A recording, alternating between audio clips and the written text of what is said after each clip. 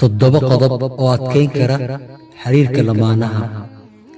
Haddii aad u baahan tahay xiriirka la dhexeeya lamaanahaaga inuu noqdo mid adag, waxaa lagaaga baahan yahay inaad dadaal ku bixisid sida aad u adkeyn lahayd qodobadan soo socda. Waa qodobo saameyn kara ama joogtayn kara xiriir caafimaad iyo farxad ku dhisan. Qodobka koowaad, isfaham. Isfahamku waa furaha ugu horeeya ee uu xiriirku ku dhisan yahay.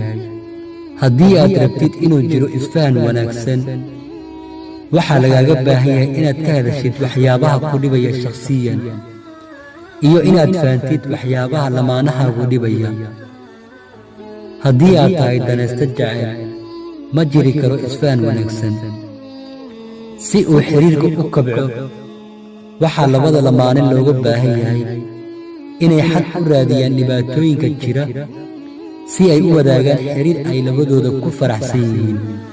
Qodobka labaad, aaminaadu. Aaminaadu ma ahan wax laysa siiyo ee waa wax la shaqaysto oo la gaaro heer aad noqotid qof la aaminsan yahay. Aaminaadu waa shay qaali ah.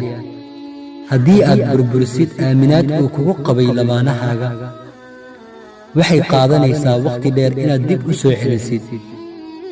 Waxaa lagaaga baahan yahay inaad xaqiijisid inaad tahay qof lamaanihiisu aaminsanaan karo. Is-aaminaad la'aan haddii ay jirto, ma jiri karo xiriir wanaagsan. Qodobka saddexaad, daacadnimada. Daacadnimada waa arrin kale oo si weyn uga qayb qaadata xiriir wanaagga.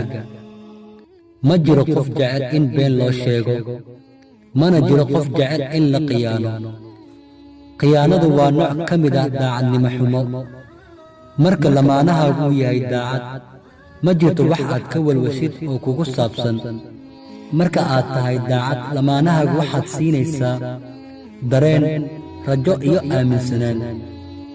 Laakiinse haddii aysan jirin daacadnimo, ma jiro wax lagu tilmaami karo xiriir.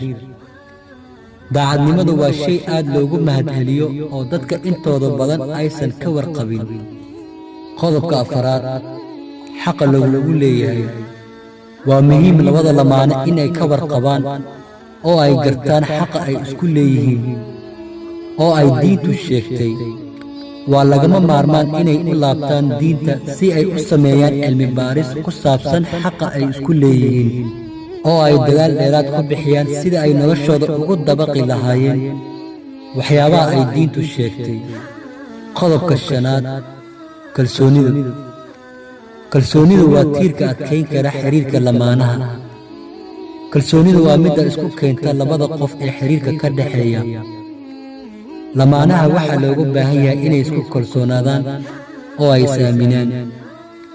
Haddii ay kalsooni jirin, ma jiri doono xiriir wanaagsan. Qodobka lixaad, mahadnaq. Waxaan inta badan ilownaa inaan u mahadcelinno dadka aan la noolnahay. Waan ka fikirnaa mahadcelinta, laakiin ma soo xasuusano inaan tusno ama aan u mahadcelinno.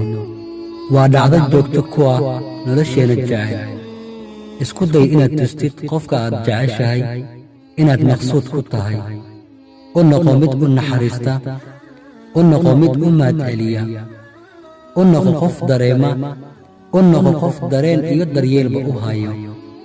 Ogow, waa muhiim inaad hadiyad siisid lamaanahaaga. Hadiyadaha keliya ma ahan kuwa la iska doonsiiyo. Hadal macaan oo aad ugu deeqdo lamaanahaaga waxay la mid tahay adigoo siiyey hadiyad qaali ah. Qodobka toddobaad, xiriir adag. Waa qodobka ugu dambeeya. Dabcan xiriir adag waa shay fudud in afka laga dhaho oo ay adag tahay in laga dhabeeyo.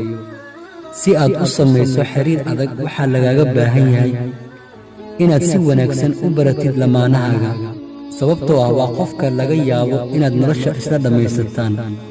Waa muhiim inaad si daacadnimo ah isugu daydid inaad baratid waxyaabaha uu jecel yahay iyo waxyaabaha uu neceb yahay lamaanahaaga. Xiriir adag waxa uu qayb weyn ka ciyaaraa sii socoshada nolosha ka dhexaysa labada lamaane. Waa anigoo ah walaalkiina Saahil Cali. waad ku mahadsantihiin daawashadiina.